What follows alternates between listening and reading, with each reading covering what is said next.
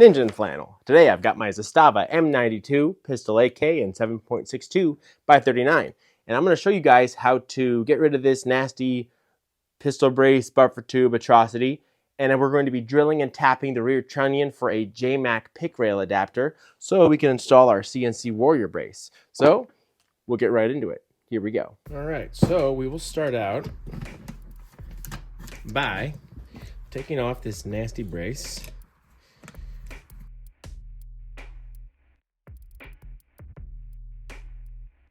So here's my particular problem to my AK.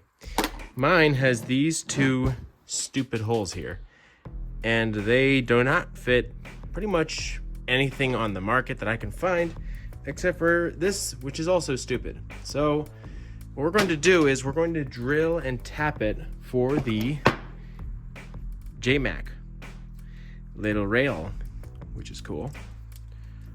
So here's what we're going to do to start. We're going to take this off. Use that. I guess we got to remove the pistol grip. Yucky pistol grip actually comes a little too far back.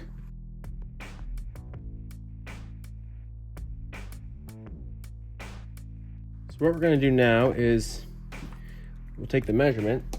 So this is all I have around. But basically, mine looks like 1.25 inches. So we'll go 1 5/8 inches and make a real fine, precise little mark.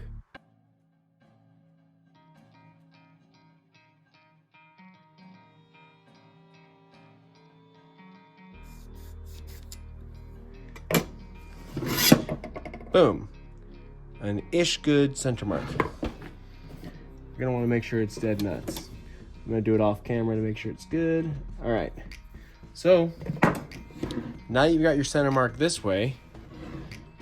This, you can actually see that it's right in there. And now all we gotta do is get the measurement for that. So really, I can't really do it on the camera, but I'm just gonna stick the pencil in there and ring it very nicely. But I can't quite do it legitimately in a video, so stand by. So here's what it looks like. I got it in there. Since pencils don't always sharpen evenly or cut evenly, I actually spun the pencil as I rung it, so it made sure that it gave me the best average, and that is going to be the center of our hole. Now for that part of it, you're going to want to use some sort of center punch. In emergency, you can use an awl or maybe a really fine Phillips tip. But basically, you're going to want to get dead center. I mean, as precise as you humanly can. For mine, this is a legitimate one, so then you're gonna pull this weight.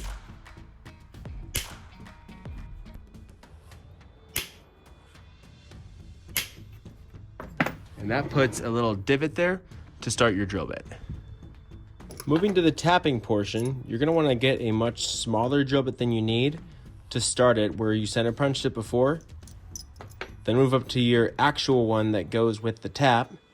You drill that as straight as you possibly can, just like with the small one. And then you've got your T-handle, which will be tightened down with the tap, and we will get to the tapping in a little bit. Don't judge me, I don't have an actual vise yet in this shop, so I use a C-clamp to the table, a little piece of Kevlar to hold it. Go right in that center punch we started. And for stuff like this, you want to go nice and level and real slow. You get that nice burr coming out like that, it means you're at a good speed and pressure. Slow and steady wins the race. And boom. There's our initial starting hole. Moving to the next bit.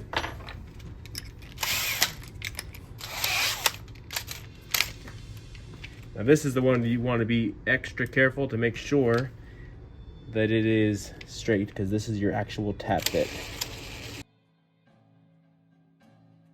Now if you mess this up, the pick rail actually comes with a nut. You can just drill a slightly larger hole and use the bolt nut on the inside, but I would much prefer to tap it if possible. Okay, we'll clean that a little. There she goes. Now, moving to the tap, you're going to want to use some tap oil. Not everyone does this, but they should. So when you tap, use some tap oil. You can use gun oil if that's all you got. You put a little dot on the end. Now, when you go to tap, you don't just want to send it.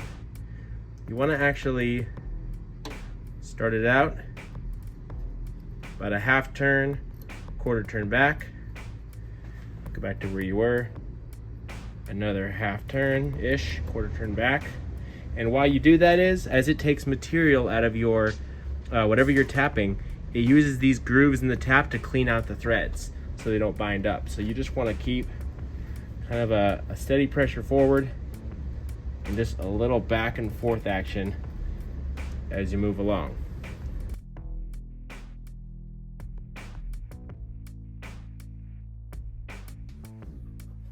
So just back and forth.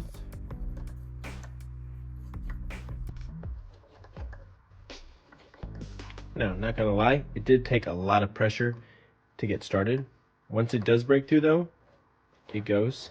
Now, I am concerned that maybe this didn't tap quite right and that it's not gonna have enough threads.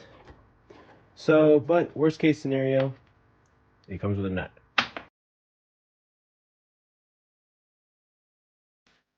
All right, so now that she's drilled and tapped, we can take our J-Mac pick rail,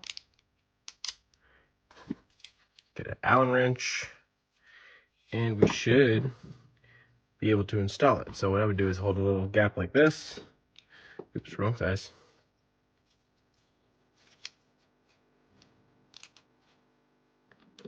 Start her real nicely.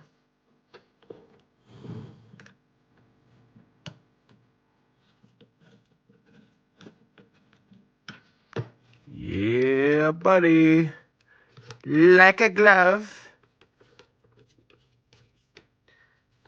Would you look at that? Just look at it. It's beautiful.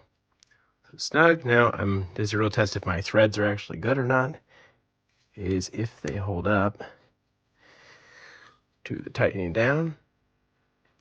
And do a little 2-finger torque, 3-finger torque. Well, a little creak, we're good. Boom. There you have it. It's got the anti-rock foot on the bottom, which is mostly touching, not ideal. Maybe give it a little whack for good measure.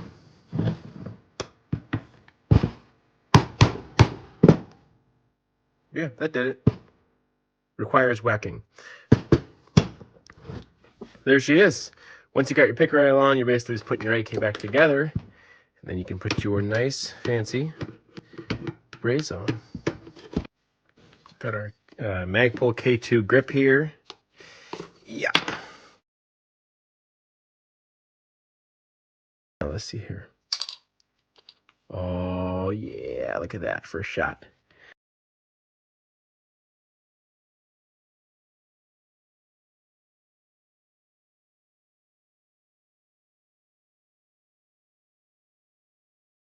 Tightens right on down.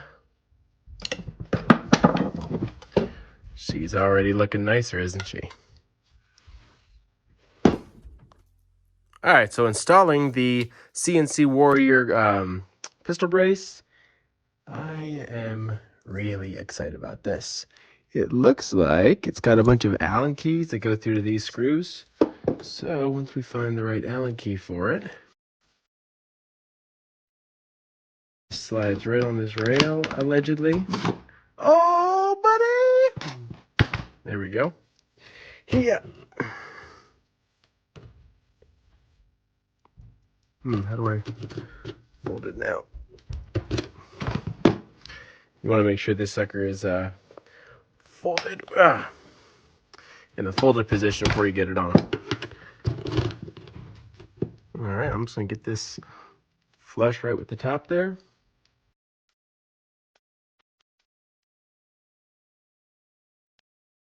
So here we are with everything installed. The CNC Warrior brace, the J-Mac 1913 rail adapter, and she's all done. Couple of differences from when I was actually working on it. Drilling and tapping it, it seemed like it was going to be enough threads, but when fully tightening it, it actually popped the threads, so I ended up having to go with the nut. So at least for the M92s, the rear trunnion is not thick enough to tap. So plan on using the nut for that, which is really no problem because it already comes with it. Moving on to the CNC Warrior brace, the mounting system is cock-up. It uses three Allen keys that go and they bite the rail, so it mars the crap out of your rail, which doesn't really matter.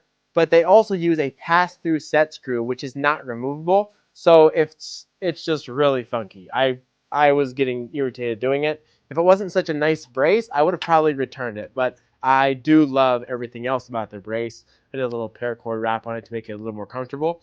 But that's pretty much it. That's how you drill and tap the rear trunnion of your AK. Hope it works out for you. Farewell.